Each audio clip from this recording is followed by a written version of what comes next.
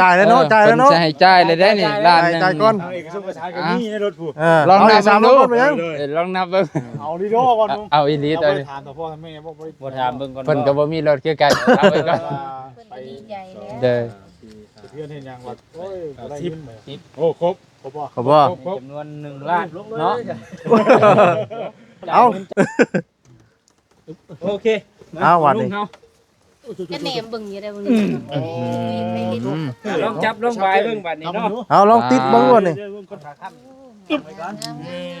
บ่เคยเห็นจักเถื่อรถบ่เคยได้จักเถื่อรถโอ้ย บ่เคยไล่บ่ไปนี่น่ะ วันยังได้มื้อนี้เนาะ ฮะ วันอาทิตย์ วันอาทิตย์เด้อมื้อนี้ ถึงเก้าคำ อยู่เขต บ่ เนาะ ยุ่งไอ้อันนี้มูลค่าซื้อมาอันนี้ ป้าตัวมูลค่าแม่นตัวนี้หรือตัวนี้ บ่2ๆเลย 14ล้านเนาะ อันนี้เงินกีบเนาะ กีบโดย โอ้100แม่นบ่ 14 10 14ล้านบ่ 14ล้าน โอ้ 14ล้านทวน เพิ่นใช้ตัวพิษอันนี้ อ๋อ ไม่ใช่เลข0พิษ140ล้าน140ล้าน เฮาก็ตกใจ เบานุ่งแล้วบาดนี้เนาะส่งมอยเพิ่นเป็นที่เรียบร้อย โดย ปอดเทือนเรียบร้อยเนาะคือนี่นะเฮาก็เราเมืองซื่อไปหน่อยเนาะเราบ่นุ่งเราสิว่าจังได๋นะเฮ็ดหยอกซื่อเด้อบ่นุ่งเด้อ เด้อ เด้อเอาก็ขอโทษขออภัยนำพ่อแม่พี่น้องได้ โด เด้อยเนาะ โดยเนาะ พี่น้องผิดพลาดจังได๋ก็เนาะ ในเมื่อเฉลยแล้วก็ถามมึงความรู้สึกแล้วนะบัดที่นี่ เฉลยแล้วพี่น้องเนาะ เป็นอะไร เจ้าคิดว่าได้แก่มาถูกเจ้าคิดว่า แม่ ได้ เพชรเด้ออยู่ดีมีแห้งเจ็บอย่าได้ใครอย่ามีสุขภาพแข็งแรงบุญกุศลใดที่ลูกได้เฮ็ดมาตั้งแต่อดีตศาสตร์และปัจจุบันศาสตร์ขอให้บุญกุศลนั้นจงส่งบุญไปหาแม่เด้อให้เพิ่นอยู่ดีมีแห้งนั่นแหละแล้วก็เป็นโฮมโพโฮมไซของลูกสุขภาพแข็งแรงคิดเงินได้เงินคิดทองได้ได้ทองเนาะปรารถนาสิ่งใดที่มันเป็นไปโดยชอบประกอบโดยธรรมขอความปรารถนานั้นด้วยแม่เด้อจงสำเร็จทุกสิ่งทุกประการด้วยเถิด สาธุเนาะ เอาดีใจนำ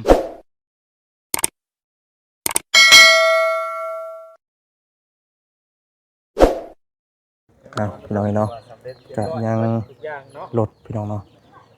พี่น้องเราลุ้นกันเด้อพี่น้องเด้อเนาะกับทักทายสบายดีพ่อแม่พี่น้อง FC เบิดสุขสู่คนพี่น้องเนาะทางวาสเดกะลุ้นคือกันพี่น้องเนาะว่าสิเป็นของไผพี่น้องเนาะทางบ่แซนเพิ่นก็ยังบ่บอกได้พี่น้องเนาะว่าเป็นของไผพี่น้องเอ้ยเนาะแต่ว่ารอติดตามนํกันพี่น้องเอ้ยตัวภาษาพี่น้องเนาะมีแต่ว่าเนาะทางเฮาก็สิเข้ามาหาทางบ่าวแซนพี่น้องเนาะเป็นของไผ่พี่น้องรถดังเนาะพี่น้องเนาะตัดภาพมาวันนี้เนาะทางทีมงานเนาะก็ที่ว่า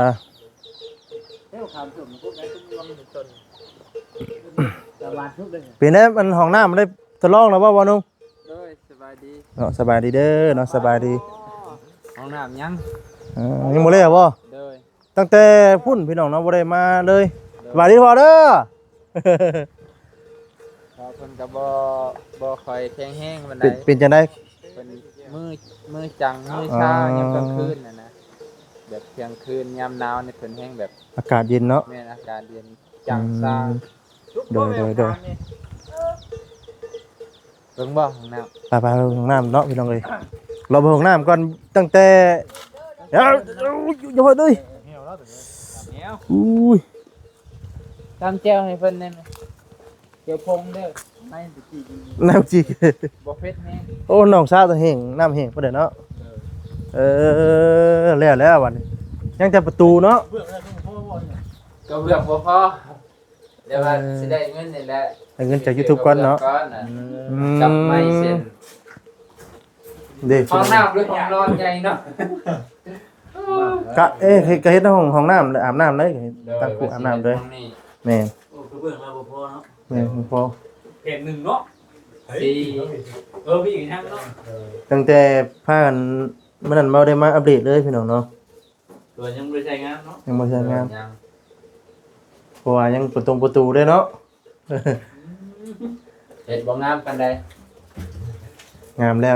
นี่ก็ได้ นี่แหละเด็ก นะฮะ เฮ็ดเองแน่อ้ายซอยนำ สิซอยกันเนาะ โดย อืม ว่าคันแล้วเพื่อนเอ้ยนวล กินอ้างก่อนก็บ่เวียด ตัวนี้ บ่เวียด อืม ก็ห้องหลายอยากกินอ้างข่อยหลาย ส้มแขวเด้ อืม ส้ม เนาะ แขวแล้วท่าน ที่จะใจเขาข่อยคักอีดีโนยัง สบายดี โอ้มื้อเขียนวันที่ไว้พร้อมบ่นี่ โดยเขียนวันที่ 17เดือน11บ่ ยังงงบ่ทันแล้วสิบ่น้อง โดยกระเบื้องบ่พอดีแพทย์ เบิ่งข้างหลังกันพี่น้องเอ้ยเนาะ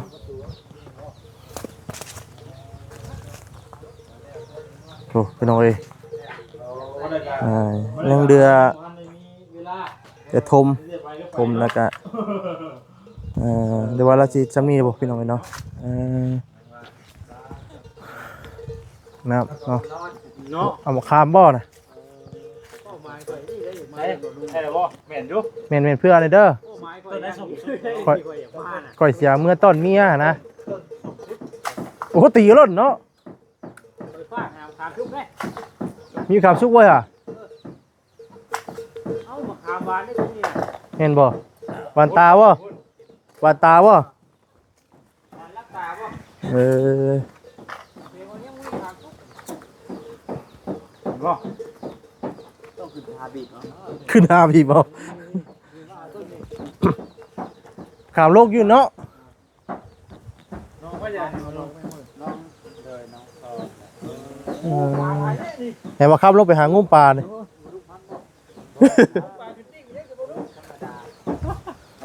ทำสบายอ้อสบายอ้อ สบายอ้อสบาย จัดเลย บ้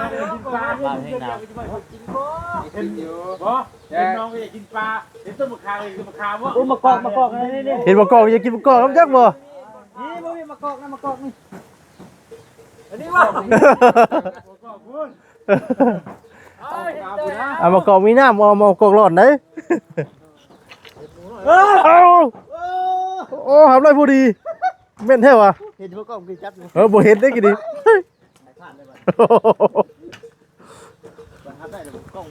เนาะ จับให้เนาะ โอ้ยพลาดอย่างไงได้พี่น้องเอ้ย นี่งามนะนี่สัญญาณเลยเนาะ บ่มีเด่นบ่ได้มันเผย มาลงดูกินใช่ไหม ฮะผู้ออกบ่ผู้ นี่หอยก็ขาม เราว่าหอยก็คามขึ้นแล้วอะ ขึ้นก็ขามแล้วนะแสดงว่าหมากนี่ ทาเจลพี่น้องเอ้ยเนาะ คันเครื่องในน่ะเฮ็ดบ่เป็นดอกคันเครื่องในน่ะต้องได้หาสร้างเลย เรื่องกับเจ้าคือเจ้ายังไม่เป็นอย่างนั้นบ่ เป็นอยู่เทื่อหนึงแต่ว่าตอนนี้หัน ตอนไหนบ่ เสียงมันดัง แดนบ่ แล้วลูกสูบมันเริ่ม อ๋ บ่ อ ว่าง รวมบ่ เอาใส่ กินมันคือหมูเลยกินได้เหรอ วันนึงเนาะเกี่ยวปลาเขาได้เลย หาจุดไล่รถ เนาะ ใส่เล็กนึงแต่มันบ่อยากมันยังบ่ออกโตนะ มันบ่จับบ่ โดยเล็กนึงยังบ่ ใหม่อยู่ อืม ปกติเล็กนึง ไอ้น้าลิงมันไม่ออกว่ะ โดย อืม ได้นั่งเอาดีหรือเปล่า เอาดีเงือง เฮ้ย เงืองเลยเพลิงเลยเดี๋ยวนึงเด้อ ลังกับเพื่อนคนนึง ฮะ คุณและเนาะเฮ้ยเอาปลายได้ปาดน้องกันดึง น่ะยังงูหาปลาแล้วอยู่เนาะ ไอ้เจ้าพ่อน้ำข่อยนี่บางเทื่อพอได้ปี จะได้มา ให้ ค่ำเนาะคันมาแต่ตอนเที่ยงนะ ให้บ่ค่ำมัน ปลาเนาะแต่ได้บอกเขาว่าจะว่าอยู่ข่อยคือได้ว่าต้องมีคนเว้าแน่นอน อ่า แต่ยังกลางคืนบ่เห็นเด้บ่เห็นป่ายัง บอล กลางคืน ดีกันไหนใครกลัวต้องแห่งไหนกันไป มันไปกับข่อยบ่ต้องห่วงเรื่องนี้นะ คันวาน ให้ ให้ บ่ เป็น ค่ำมา โอ เขา เคอ ที่ ยู่ ผู้ดังน่ะมุดลงเอาเพิ่นเนาะ วันนี้เป็นเมนมันมาให้กู ปิดเลย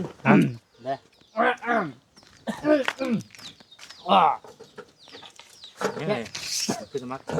ว่าเห็นว่าลาบกินกันได้เหรอ อืมยอมบ่ใจกันดีๆเนาะ เอ้าเจ้าว่ากินมะขามบ่ได้เหรอเนาะ อยากอยู่ได้แต่ว่า ขออภัยขนาดนั้น ขออภัยผู้ที่ว่าบ่กินนิดเด้อ ว่าแต่มะขามซุกเขากินอยู่มะขามดิบบ่กิน เอาเลยฮะ เดี๋ยวแล้วก็ถือ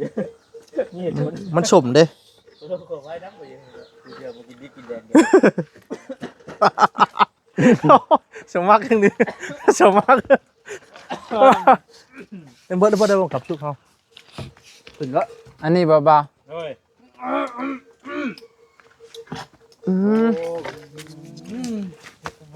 นั่นน่ะ มึงบ่นุ่งเคยสิต้นทำบานบันนึง เอามากินด้วยบ่เวียนครับมัน กินมาแล้วมันชุกนะ ทุกแล้ว ตอนนั้นขอกินน้ำลายยุตัวน่ะแต่ว่าตัวดิบๆนี่กินมันบ่ได้ขออ่อนขอยอม ท่านนี่ก็อยากกินหลายอยู่มีห้องน้ำคักๆก่อน บ้านี่ของมันของน้ำปลาเขียวบ่ของน้ำปลาเขียวบ่ช่วงนี้น่ะ เดี๋ยวงูเหี่ยวเกี่ยวกับปอมป้านี่ต้องถ่ายแต่ยัง ก็ กลาง เอา คื เลย น เอา เด้ บ่เวียดเลย ยังกลางเว้นนี่บ่ได้ ก็ดึงเอา ซ ได้ องทะลุมาเลยเด้นี่เห็นบ่ ใบไม้หล่นมาเลย เอ๊ะตอนนี้หมักชุกนี่โปกลูกมานอนน่ะเพื่อเด้อเอาเด้เราจะกินน้ำหมูใส่บัน มื้อต้นเมีย บ่นุ่มนี่ต้องแบบก้อยเจียว ต้นนี้ เหนียวๆเลยปลาแดกเหนียวๆคันมักเผ็ดนี่ยอมเลยถอยเลยมักเผ็ด เขาเจียวเปียกเท่านั้นเด้ อืม เนาะเผื่อบ่เวียงเห็นได้เลยบ่เรื่องรถจักรกินนี่เนาะยังบ่ได้แข็งบ่ไปยังแบบนั้นเลย บ่ไปได้ใหม่เลยเนาะ แล้วก็ซ่อมบ่ ว่าเรื่องแปลง เบิดอะไรก่อน คันว่าเรื่อง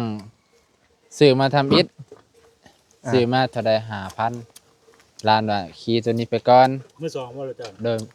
มือสองหรือมืออันโดนโพด มื้อสองมื้อสาม เด้อจักมือสองมือสาม ก็ง่ายกับยังเก่าเขาไม่เฮานะ โดย เก่า เก่า ชื่อ แม่ เขาไม่เฮา เก่าเขาซื้อมาแล้วก็ขี่เดือนกลัวากับแปลงเกินลูกสูบเนาะ อ๋อ ลูกสูบไปควานไม้เบิดไปสีเข่ามันนั้น2 สอบขาไปได้ขามาขึ้นรถไทยมาแทน เอารถไทยขึ้น เนาะ แต่ว่าขึ้นหาเชื่อไหมบ่นุ่ม ป้าตกถนนเรื่องซื้อนี่ขณะนี้ยังว่าจังได้ก็ขอหาเงินได้ซื้อเสือมาใส่ก่อน เอาจะเอาเสื้อเอาก่อนว่า แน่นซื้อเสือให้มันคือว่างามๆเนี่ย เอาเสือก่อนบ่ โดยอยากได้เสือ อยากได้เสือมั้ย เสือมันหายาก คิดว่าสิหาเงินซื้อจักรใหม่อยู่บ่ อ๋อคิดอยู่ คิดอยู่แต่ว่าก็ใช้เวลา เอาเป้าหมายจ้อๆนี่คือสิเอาเสือมันก่อน โดยเป้าหมายเจ้าคือเอาเสือก่อนเพราะว่า แล้วก็ให้มันเบิ่งงามก่อนเนาะ เบิ่งงามกว่า เอาตัวนี้สู่ไปก่อน โด นะ ย ถ้าหาเงินได้ ขณะอันนี้ก็ยังรับตาขี่ได้ ผู้สาวเนมก็ยังขี่กายผู้สาวนี่เขาบ่เนมเฮาก็รับตาไป เจ้าบ่เนมข่อยก็บ่เนมเจ้า แม่น เหมือนกัน นี่คือว่าท่าน รถมันห่างเนาะ โอ้มีเพลงเลย ก็จะว่า ขี่รถทางบ่ จักหาง ทางบ่ ทาง สาวบิ๊ก บิ ซุบใส่เฮ็ดจังได๋สิได้บ่รถรุ่นใหม่ๆมาขี่คือเขาบ่ ห้องนี่น่ะห้องมึงอื่นบ่ไกลเด้เนาะ เอาเนมเจ้าพาอยู่นี่ ถามรู้สึกว่านุ่งได้บ่ได้ว่าผู้สาวพี่ไทยดีบ่วะนี่ เบ้ใช่บ่ พี่บอกก็มี ดีอยู่บ่นุ่ง บ่มีแต่ว่าเฮาขี่รถผ่านน่ะนะ เอาเลยนะ เออเฮาขี่รถผ่านแล้วเขาคือบด เฮาย่านเอง แม่นเฮาก็ย่านเอง เข้าใจหวานเลยแต่เพิ่นก็บ่ได้ว่า มาบ่ เนาะ ทำมาบ่ เพิ่นก็บ่ได้ว่าดอก เพิ่มไปเด้ กินได้อยู่ซะ มีแต่ว่ามีแต่ลูกมันแต่ยันลงคลิปเนาะ โดย ใช่เงิ ก็ลง นเดือน YouTube เด้ใช้กดอยู่บ่ ก็ยังบ่ทันได้กด คิดว่าน่าจะเดือน12นี่ขอให้มันได้กด เพราะว่าก็ถือว่าสู่ชนเกือบตั้งแต่รุ่นอ้ายมาเพื่อนไอ้สวนพุ่นแหละ พินยังบ่ได้บ่ มันเป็นพินของช่องเก่าที่ถูกปิดสร้างรายได้ พี่น้องเอ้ยมื้อนี้ แต่ว่ายังเอ็ดเส้นยังใส่ได้ บ่ได้ไงยังรอแต่พินตัวนี้น่ะ โดยยังรอแต่พินรอแต่พิน บ่ได้ตั้งแต่เฮ็ด YouTube มายังบ่ได้กดเทื่อ ยังเลย แบบว่าเฮ็ดก็บ่แม่นได้เฮ็ดลมๆแรงๆแต่ว่าก็คิดว่าท่านพินมานี่คือสิก็พอหายใจทั่วท้องอยู่ หวานได้ หวานได้เฮาก็พยายามลงคลิปเรื่อยๆเนาะ โดยขึ้นกับเฮาดุแน่ แม่ถ่ายคลิปบ่ ได้เด้อ ใช่ที่บอกสบายดี โดยสบายดี บ่นุ่งมาเฮือนบ่นุ่งมื้อนี้เพิ่นอยากกินส้มเนาะ ชวนลงป่าบ่ชวนลงป่า ส้มป่า ไปสิดังไพ่ให้ไป ไปดังไพ่ให้ อากาศหนาวพวกวันนี้ อย่าแล้ว แซ่บๆมันกินแล้ว หวานเลย หาเงินทุกบ้านเฮาพี่น้องมันก็ใช้เวลาเพื่อสิสมมุติว่าสิเก็บเงินเก็บคำซื้อรถเนาะ โดย ใช้เวลาหล่นนะเพื่อนถ้าบ่มีถ้าจะบ่มีโอกาสได้เลยเนาะ โดย เพราะว่าเงินมันแบบว่า ความกีฬาท่านเพราะว่าใช้จ่ายครอบครัวกับพ่อเฮงเนาะ โดยของสีมันก็สูง ใหญ่เลยน้ำไข่เป็นก้อนนี่ จากอยู่หางเพียนหากินเนาะ คือว่าเป็นพวกอันเนี่ยก็ซื้อนะประมาณ20ปลายพันนี่เนาะ มาเลย มาเลนี่ก็ยังอีกจำนึงบ่ได้ โดย พุ่งตัวห้อนั้น70,000ปลายเกือบแสนนี่ตัวนี้เนี่ย ปา บ่ ตั ตัว วเจ็ดเป็นปีแล้ว คิ้วหยุ่งเลย เห็นงานอยู่ไทยเนี่ยก็ยังคิดว่าโอ้โห เป็นปี เป็นปี ปี ปี ยังสิ กว่า จัก เล สิ ยบางคน จักสิพ่อหรือบ่คำว่าบ่อดออมเพิ่นได้กิน มั เนาะ นบ่อดอีหลีรอ แต่ว่าคือว่าเอาเนี่ย เอาสู้ๆไป โด เนาะ ย ไปเอาเลยเอาแต่มีแต่ถ้าว่าหาเงินนะค้ำบ่ได้ก็แล้วผู้อยู่หลังรถแขวนแล้ว อ้าย จะเอามาขายให้ โอ้ ขายเท่าไดว่าแซ่น เพราะบ่แพง บ่แพงบ่ อ่า สิขายคันเก่าก่อน ล้านหนึงปะ เฮ้ย ล้านหนึง ครับ โอ้ยจกเราได้นี่เพิ่นให้มาเมื่อกี้ เดี๋ยวต้องแบบอย่าเพิ่นสิเปลี่ยนใจก่อนเนาะ โดย เอาเดี๋ยวให้เบิ่งไป ป้าๆไปเบิ่งพุ่นก่อน เด้อ อ่า เอาอีบ่บ่นึงก็ขายให้นี่ขายบ่แพงไหน คันบ่แพงเอาอยู่ ล้านหนึงเอ้า เอาถือไปแล้วเลยถูกเกินนี่ โอ้ย ตัวเงินเนาะเงินด้านนึงเจ้า ล้านหนึงเลยบ่ ล้านหนึงปะ ด้านนึงก็ด้านนึงเนาะ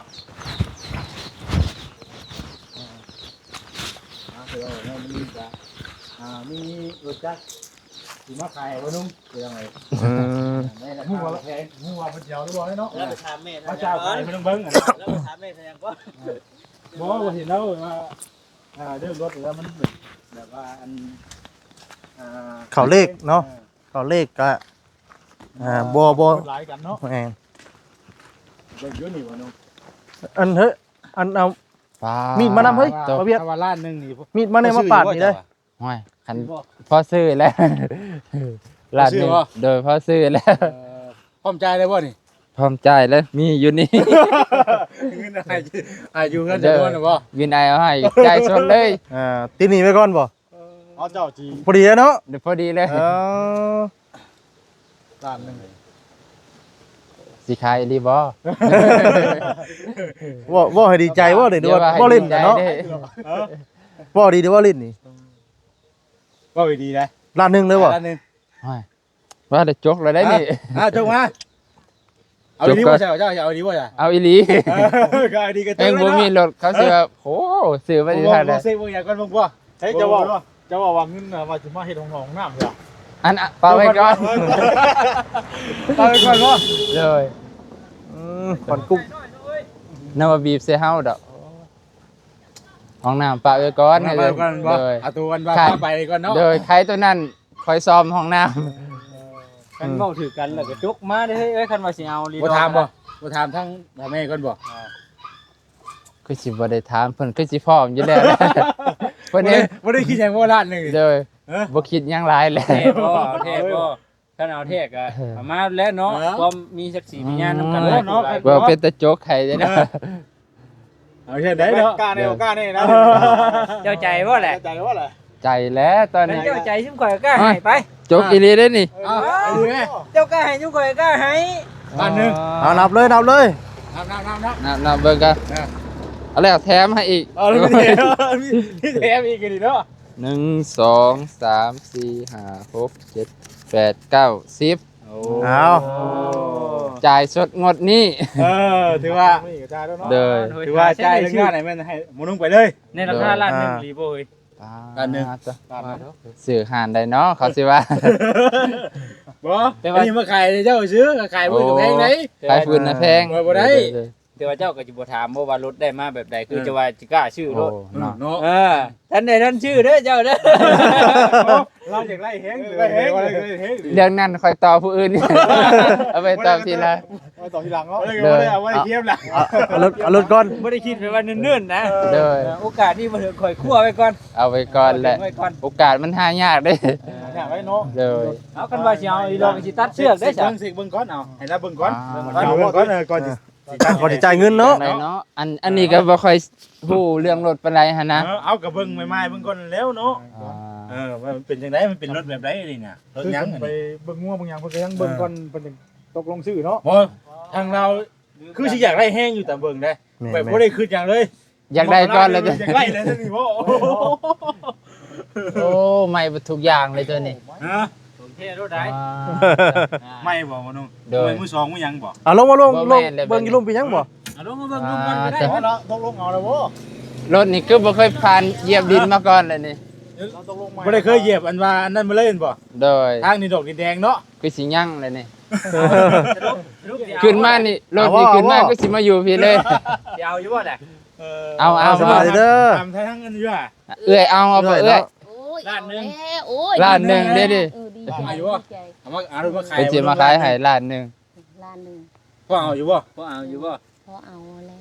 บ่ได้แพงเลยเนาะ บ่ได้มีแต่บ่บ่ได้มีแต่บ่ได้ถามคนว่าเอารถมาบ่ได้บ่ได้รักมาใช่สิบ่ บ่ บ่ได้ ได้ ถาม รัก บ่ มาบ่อนรถ คือว่ารักมากก็แม่นกระเจ้าไปแล้วนะเอาเงินไปแล้ว งามงามอุ้ย บุญอยู่ฮะอ่าบ่ ได้เดือนนี้จ้า เออ เอ้ยก็ดีใจคือกัน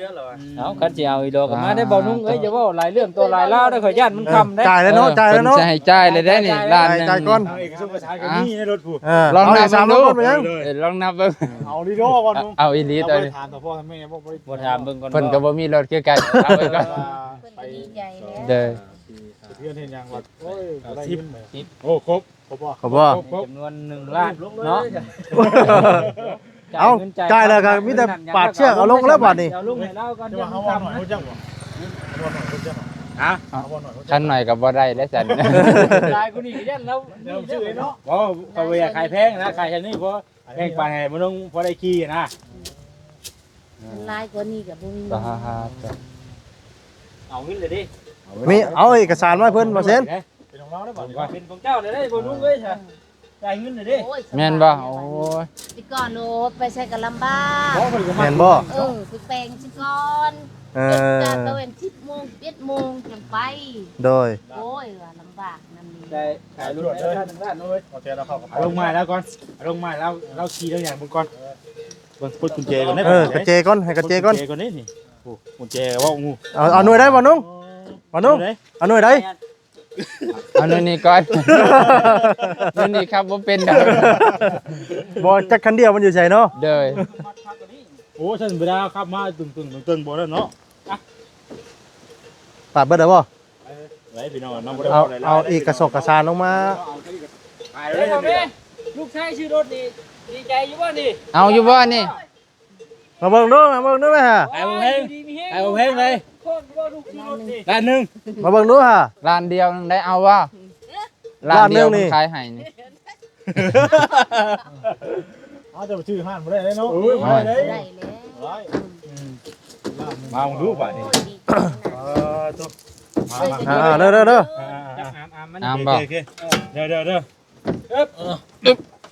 วค่อยๆลงมาก่อน เอาลงเลยบ่ตีลง วาง เอ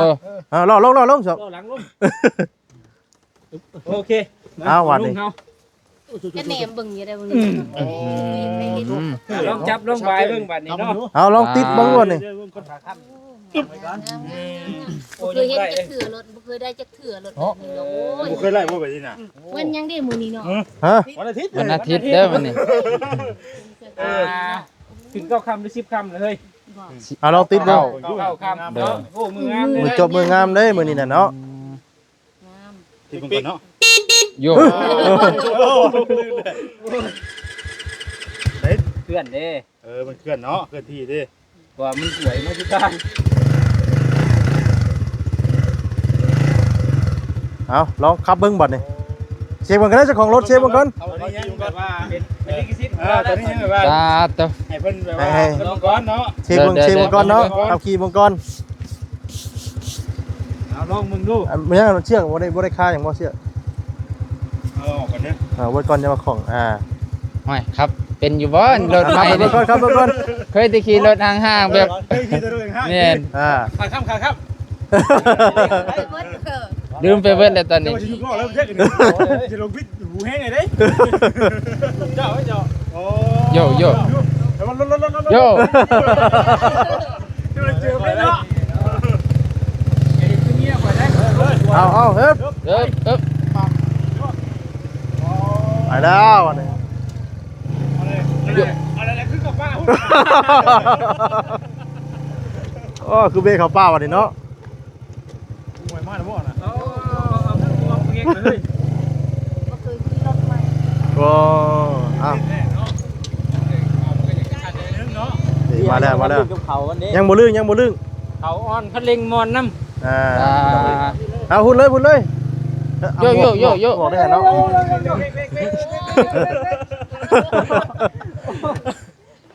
ปลา เป็นไง ปลา เป็ ตั น ว ไงบ่นุ่ม ติดดินดี ดุขนาดบ่ เด้อจนขอบคุมมาอยากได้เลย มามีแต่เฮาไปเอาเอกสารครับ ในรถพุ่นแล้ว ก่อนได้เนาะ ว้า เบิดมอบให้เพิ่นก่อนเด้อเด้อให้หนึ่งก่อน เป็นได้เปล่านุ่ง สินอนรับอยู่บ่เด้มื้อแรง คิด นี่ อยู่บ่ว่าสิมีผู้มาขายรถให้ราคา1 ล้าน บ่เคย บ่เคยคิด โด เนาะ น คือว่าราคานี่หายากได้พี่น้องเนาะโอ้ จ่ายสดเลยได้นี่ จ่ายสด ได้ชดเลย ปกติมีตีดาวเด้ คือว่าเป็นมือหนึงเนาะ แม่น เสียงห่านเลย หลายล้านพุ่นเด้อ อ่า แต่ว่าอ ร ยู่ ถรถ ใน นี่ ห้างเนาะถ้าว่าไปชื่อในห้างนี่15 ล้าน 14 ถ้าเกิดว่ามารีแบบว่าเป็นออกแบบแบบยุคไอนะ17บ่เนาะประมาณ แม่น เลย มีของแถมอีกได มีของแถมพร้อม ตัว ของแถมอีกได อ่า มีของแถมเนาะ ร้านหนึงมีของแถมพร้อมอีก อ่า อ่า เฮ้ยจุ๊บ ใช้ได้เนาะซื้อได้นึง กันน้องมันก็ได้เลยวะ ล้านนึงนี่ ดี ภาพมันได้บ่ได้ ได้เลยจะได้ งามเลยเนาะ แหมบานุ่งบานุ่งเพิ่นเช็คเบิ่งเอกสารซะก่อน โดย แม่น เช็คเบิ่งอยู่บ่นุ่งเช็คเบิ่งก่อนอยู่เอกสาร อันนี้บ่เคยซื้อขายรถจักเทื่อบ่ฮู้ว่าสิเสียยังไง ต้องเบิ่งเด้ว่า ๆว่ารถมาจากไสจากซั่นจังซี่เนาะ ที่ไปที่มาเนาะ แม่นแม่น โอ้อ่าน แต่จะได้รู้ได้ว่ารถนี่บ่ได้เป็นว่า เด้อเด้อ ไปรักไปงูมาเนาะเว้ามึงเฮาไปซื้อต่อเป็นโทษเด้เนาะ ว่า มึงรู้ชื่อน่ะ ไม่ได้ยินเสียงอ่ะ ซื้อนี่บ่ โดย ซื้อลูกค้าทานเท่าแสน อ้าวก็บ่ซื้อก็แม่นน่ะซื้อข่อยเนาะจะข่อยเอามาหมดแล้ววันนี้ข่อยก็เฮ็ดไว้นี่ให้เจ้าว่า โอ้ เด้ โดยบ้านโคกเนาะ เมืองอัศพรแม่นบ่ อุทุมพร อุทุมพร ลงหลังเลยตื่นเต้นเลย สวรรณเขต มา เนาะ อยู่ว่าอันนี้มูลค่าซื้อมาอันนี้ ป้าตัวมูลค่าแม่นตัวนี้หรือตัวนี้ บ่ช่องๆเลย 14ล้านเนาะ อันนี้เงินกีบเนาะ กีบโดย โอ้ร้อยแม่นบ่ 14 10 14ล้านบ่ 14 ล้าน โอ้ 14ล้านทวน เป็นใช้ตัวพิษอันนี้นะ อ๋อ ไม่ใช่เลขศูนย์พิษ140ล้าน140ล้าน เฮาก็ตกใจเฮาตัว140ล้าน โอ้เพิ่นใส่เพิ่นเขียนผิดเด้นี่ โอ้ เลขศูนย์ ว่าแต่เพิ่นมากดใช้เด้นี่เด้ เด้อเด้อเด้อ ตัวนี้ทึกตัวนี้ มูลค่าทั้งเบิด14ล้าน กีบ 14ล้าน เป็นเงินบาทเป็นเงินบาทก็20,000ปลายเนาะ ซื้อมา14ล้านไปมาขายเจ้าล้านนึง บ่มีแล้วในโลกนี้ ไป13บ่ เออ ลูกไป13ล้าน พอค่าที่ดีที่สุด ขึ้นหายกำไรพุ่นเลยเนาะ ป้าตัว เป็นจังไดดีใจบ่ ดีใจมื้อแรกนี่อย่านอนบ่หลับอยู่ เดี๋ยวสิบอกให้ดีใจกูนี่อีกฉันเนาะ เด้อ อยากได้บัตรนี่ เนาะ เอาเก็บก่อน คืนบัตรนี่ เอ้า คืน บ่เอาเงินนี่ เอาอีก ท่านนี่ก็สิบ่เอาได้ขายให้แล้ว บ่ถึงข้อให้ซื้อเลย ซื้อคืนให้อีก ทางนี้เนาะบ่ถึงข้อให้ซื้อ สิฮับก็เกรงใจได้ไหม เอา เอาไปเลย เอา เอาไป ต เลย กลงซื้อขายกันแล้วเอาขอบคุณขอบใจหลาย คือเก่า เอ้ยก็ พี่น้องเนาะสิ่งที่เฮาเฮ็ดเมื่อกี้นี่ก็เรียกว่าให้อิหยังก่อนไปเด้อนะให้มีสีสัน สีสัน บ่ได้ว่านั่นเด้อพี่น้องเนาะไปว่าที่จริงแล้วนี่รถตัวนี้เนาะทางผู้ใหญ่เพิ่นให้ซื้อมาให้บ่นุ่ง โด เนาะ ย เป็นของขวัญปีใหม่ โดย ให้ทางบ่นุ่งพี่น้องเอ้ยเนาะก็เงินทางแม่เพชรเด้อ โดย พี่น้องเอ้ยรถคันนี้ถือว่าเป็นของทางบ่นุ่งแล้วบัดนี้เนาะ โดย มาส่งมอบให้เพิ่นเป็นที่เรียบร้อยพี่น้องเอ้ย โดย ขอเทือนเรียบร้อยเนาะคือนี่นะเฮาก็เราเบิ่งซื่อๆพี่น้องเอ้ยเนาะเราบ่นุ่งเราสิว่าจังได๋นะเฮ็ดหยอกซื่อเด้อบ่นุ่ง โด เด้อย โดย เด้อเอาก็ขอโทษขออภัยนำพ่อแม่พี่น้องให้ได้ โด เด้อย เนาะ โดยเนาะ พี่น้องเอ้ยผิดพลาดจังใดก็เนาะ ในเมื่อเฉลยแล้วก็ ถามมึงความรู้สึกแล้วบาดที่นี่ เฉลยแล้วพี่น้องเนาะ ป็อะไร เจ้าคิดว่าให้แก่มาถูเจ้าคิดว่าได้ เห็นตั้งแต่อยู่เฮือนสาวนวลเนาะจนว่าหน้าเฮือนเจ้าของ ยังฮู้อ่ะ บ่ได้ฮู้ได้ บ่ได้ฮู้เพราะว่า คิดว่าเป็นของไผ คิดว่าอันบ่ได้คิดว่าคนแถวนี้ดอก อ๋อ คิดว่าน่าจะซื้อไว้แล้วก็ค่อยเอากลับอันไปทางบ้านนาย อ๋อว่าซื้อใส่รถไว้ แม่นซื้อใส่รถไว้ เอาไปมอบให้บุคคลคนนั้นเนาะ โดย พี่น้องบ่ได้คิดว่าเจ้าของสิมาซื้อมาให้เจ้าของเนาะ โดย เออ เพราะว่าเห็นในรถก็เฮาก็บ่ได้เอะใจเรื่องนี้อยู่แล้ว มีแต่ว่า เออ เฮ็ดเวียกซื่อๆนะเฮ็ดเวียกไปเรื่อยๆโดย เอาถือว่าเป็นของขวัญปีใหม่พี่น้องเนาะสิ้นใหญ่เลยเนาะ ครับ ถือว่าโอ้ได้รับโชคใหญ่เลยเนาะ แม่น โชคใหญ่ล้นทับ เออ ถือว่าครั้งแรกแล้วยักษ์เนาะ ครั้งแรกไม่ใช่บ่นุ่งบ่ เมื่อคืนนี้ ครั้งแรกเลย ครั้งแรกเลย เด้อ เมื่อคืนนี้มีความพัน บ่มีเลย เปลี่ยนบ่คิดว่าผ่านเลยนะ แม่นบ่คิดบ่ฝันเลยมีแต่ว่า มาอยู่พี่ยังแม่พี่ โอ้เปิดบ่มึงด้วยสิให้เบิ่งเลขขังเนาะเลขขังเลขคานไม่ไหม้ได้พี่น้องมึงแน่น้อย ไม่ ยังบ่ได้แกะเลยนะ แกะเองเลย ต้นห่างมื้อนี้เด้อ ตกตุยมานี่ เคยมีรถแบบนี้จ้าเถื่อ โอเค เลข 990 7 2 90 ซื้อเด้อ เด้อผู้ใดอยากวัด เด็ก ดวง เด็กหน้าพี่น้องเอ้ยเนาะ ดวงดี 72เลยจ้ะ 72เด็กงู จดไว้นะ เด็กงูโอ้ขี่รถผ่านมาเมื่อกี้นี่ตัวนี้เลย ว่าเด้ แม่น กันก็เคยได้เด็กงูอะ แม่นบ่ แม่น เนาะเอาพี่น้องเดี๋ยวอันนั้นก่อนเบาสลีอันถ่ายแคปรูปไปเนี่ยอ่ะ แกะก่อนบ่ โดยมาเห็นหน้าปกนี่แล้ว ต้องถอยมา เาพี่น้อง ถอย เด้ มา อเนาะเพื่อความบันเทิงเด้อเมื่อกี้นี่เนาะเฮาลองตั้งหมอนุ่งเพิ่นในชื่อเราพี่น้องว่าเพิ่นสิ แนมกล้องเด้อแนมกล้องเด้อ ที่ว่ามอบให้ธรรมดามันก็นั่นอยู่แต่ว่าเฮาอยากให้มันแบบม่วนชื่นแน่นึงอ่ะนะ โดย ได้กุญแจเจ้าบึงอยู่ได้กุญแจดิเอาเจ้าเอกสาร ถือว่าโชคล้นทางบ้าลีเนาะ เด้อ ได้กุญแจน้อยเฮาเจ้ากุญแจได้เนาะ โดย ตอนเช้าเนาะ โดยเนาะ1 2 3 เห็นว่า โอเคโอเค โดย ดีนะครับโชคดี เอาพี่น้องเอ้ยเนาะ แล้วก็มีแต่บอกนะวันเนาะว่า มาฮอดมาถึงทางบ่อนุ่งเป็นที่เรียบร้อยเนาะ โดย ถือว่าเป็นผู้โชคดีเนาะได้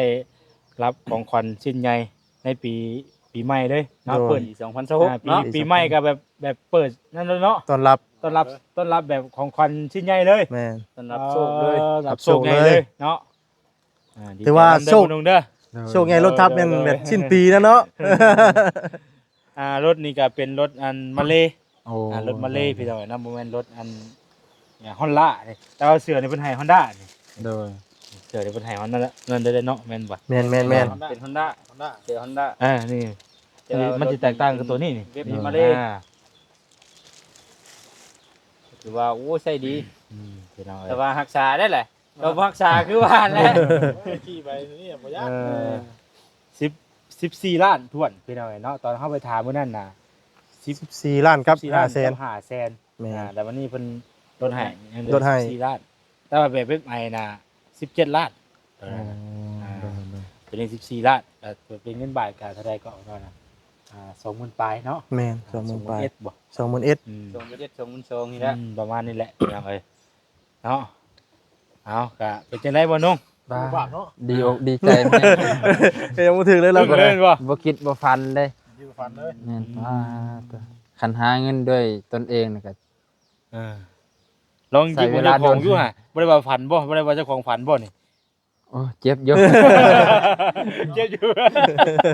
เจ็บอยู่ว่าซั่นเนาะก็ถือว่าบ่ได้ครบพันเนาะ แสดงว่าบ่ฝันอันนี้ความจริงแล้ว เอาทางแม่เพิ่นก็อยากให้เป็นของขวัญเนาะ โดย ทางบ่นุ่งเพราะว่าเห็นรถเก่าก็ซ่อมอยู่ตลอดว่าซั่นจ้ะเนาะมัน โด ก็ ย ถือว่าชุดโชมมาหลายพอสมควรเนาะวันนี้เพิ่นก็ได้อยากให้เป็นของขวัญ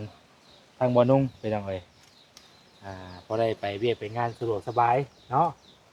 ไปมาทางใดก็ เราไปนั่นหน้าค่ำมันมีเงินตาเนาะ นี่เรื่องเกี่ยวกับ10 โมง 11 โมง อันนี้น่ะมีแต่เด้อบ่นุ่งว่าจะสิบอกหลังจาก นั่นแล้วก็เจ้าถือสมุนุครัวไป เจ้าฮู้จักบ่หั่นลึกมอเตอร์เซโน ยูเซโน อยู่เซโนเด้อบ่ใช่ซื้ออยู่เซโน โดย ลึกหั่น Honda ลึกมอเตอร์ โดย เดี๋ยวเฮาเข้าไปแล้วเอาเอกสารตัวนี้ไปให้เพิ่นแล้วเจ้าก็ถือสมุนุครัวเจ้าไปนำแต่ใส่ชื่อให้หยังของเจ้า โดย แต่เพิ่นสิกรอกเอกสารให้ใหม่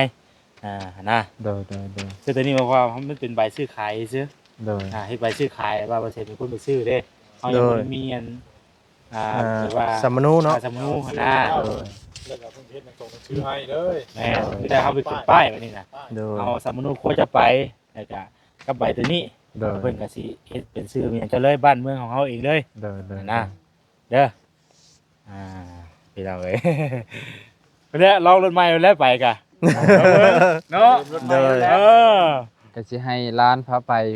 ไกลบ่กล้า เออ โดย ยังบ่เคยไปไกลไปนั่น โด บ่ ยยังบ่เคยไปไกล เออ สิให้ลูกเอื้อยนี่แหละพาไป เป็น คือว่า ชำนา เฮา ญทาง ก็ลองเบิ่งเอารถใหม่เนี่ยไปเลย โดยสิเอาคันนี้ไปจะให้เพิ่นขับให้ โดยเนาะ พี่น้องเนาะผู้โชคดีทางบ่อนุ่ง ดีใจนำบ่นุ่งเพิ่น เนาะ เนาะ โดย มีแต่ให้ขอบคุณทั้งแม่เพชรได้อบัดนี้เด้อ โด เนาะ ย พี่น้องเอ้ยมาฮอดมาถึงทางบ่นุ่งเป็นที่ห้อยแล้วเนาะโดย เอา ไม่ยับมาไม่ ยับมาให้พรให้แม่เพชรเพิ่นเด้อบัดนี้ โดย เอาขอให้แม่เพชรเด้ออยู่ดีมีแห้งเจ็บอย่าได้ใครอย่ามีสุขภาพแข็งแรงบุญกุศลใดที่ลูกได้เฮ็ดมาตั้งแต่อดีตศาสตร์และปัจจุบันศาสตร์ขอให้บุญกุศลนั้นจงส่งบุญไปหาแม่เด้อให้เพิ่นอยู่ดีมีแห้งนั่นแหละแล้วก็เป็นโฮมโพโฮมไซของลูกสุขภาพแข็งแรงคิดเงินได้เงินคิดทองได้ทองเนาะ ปรารถนาสิ่งใดที่มันเป็นไปโดยชอบประกอบโดยธรรมขอความปรารถนานั้นด้วยแม่เด้อจงสำเร็จทุกสิ่งทุกประการด้วยเถิด สาธุเนาะ เอาดีใจน้ำทางบ่นุ่งเพิ่นบัดนี้พี่น้องเอ้ยเนาะมื้ออื่นคือว่าจังได๋บัดนี้ ตามบ้าน สั่ง เฮา ได้บ่นุ่งสั่ง หนาวอ่ะดิหนาวอ่ะคือว่าได้ดิเอ้ย ต้อง นี่หมวกกันน็อกพี่น้องเนาะหมวกกันน็อกงามด้วยหมวกกันน็อก ถือไปเลย เนาะ อ่า แต่เอาคำคูณเด้อวันนี้เด้อ โดยเนาะคำคูณ รถใหม่อยู่ดีมีแห้งเดินทางไปมาตลอดปลอดภัยเนาะค่อยขับค่อยขี่และเห็นเนาะ โดยอาจจะได้ก็ขอมกขอบใจอ้ายเด้อ โดย โดยโดย ดีใจน้ำเนาะ แล้วก็ขอมกขอบใจอ้ายหลายๆเด้อ โดย เบิดทุกผู้ทุกคนนั่นแหละ โดยโดย ปลอดภัยไป โดยคำคูณคำคูณ ได้อันคู่ฮักคู่แฟนให้ได้คู่สารเด้ โด อย แต่บ่มีอ้ายกับเฮาคือสิบ่ได้พบพ่อกันจะว่าเป็นย้อนบุญก็บ่ฮู้เนาะ โดย และบุญเป็นน้ำผ้าเนาะ โด